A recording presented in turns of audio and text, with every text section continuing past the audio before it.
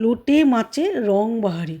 প্রথমে কড়াইতে আমি তেল দিয়ে কুচনো আলু, কুচনো গাজর হালকা করে ভেজে তুলে রেখেছি। তারপর ওই তেলে আমি সাদা জিরে, শুকনো লঙ্কা, আদা কুচি, দুটো কাঁচা লঙ্কা, টমেটো কুচি, পেঁয়াজ কুচি দিয়ে ভালো করে নেড়ে কয়েকটা কাঁচা লঙ্কা কুচিও দিয়ে দিলাম। তার মধ্যে শুকনো লঙ্কা, হলুদ, জিরে, ধনে, গরম মশলার গুঁড়ো আর 2 চামচ আদা রসুনের পেস্ট দিয়ে আমি ভালো করে নেড়ে নিচ্ছি। দেখুন, ভালো করে লাল লাল করে নেড়ে নেব। তারপর 2 হাতা আমি জল দেবো আর পরিমাণ মতো নুন দিয়ে আমি ভালো করে কষিয়ে নিচ্ছি মশলাটাকে।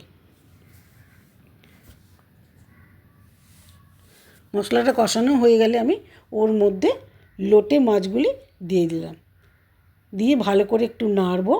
নাড়ার পর আগে থেকে যে আমি গাজর কুচি, আলু কুচিগুলো ভেজে রেখেছিলাম তার মধ্যে আমি দিয়ে দিলাম। এবার দিয়ে আস্তে আস্তে নাড়ব।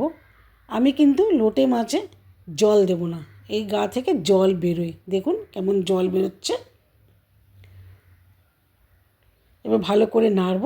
নাড়ার পর কয়েকটা কাঁচা লঙ্কা ছিটিয়ে দেবো ও সামান্য চিনি। তারপরে আমি একটু তেল ঢেলে দিলাম। আগের থেকে আমি গরম করে বা ফুটিয়ে রেখেছিলাম, সেই তেলটি ওপর থেকে দিয়ে দিলাম। নামানোর আগে কুচনো ধনেপাতা ছিটিয়ে নামিয়ে নেব।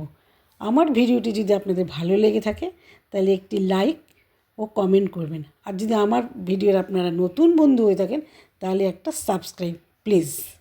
কেমন লাগলো আমার ভিডিওটি কমেন্ট করে জানান প্লিজ।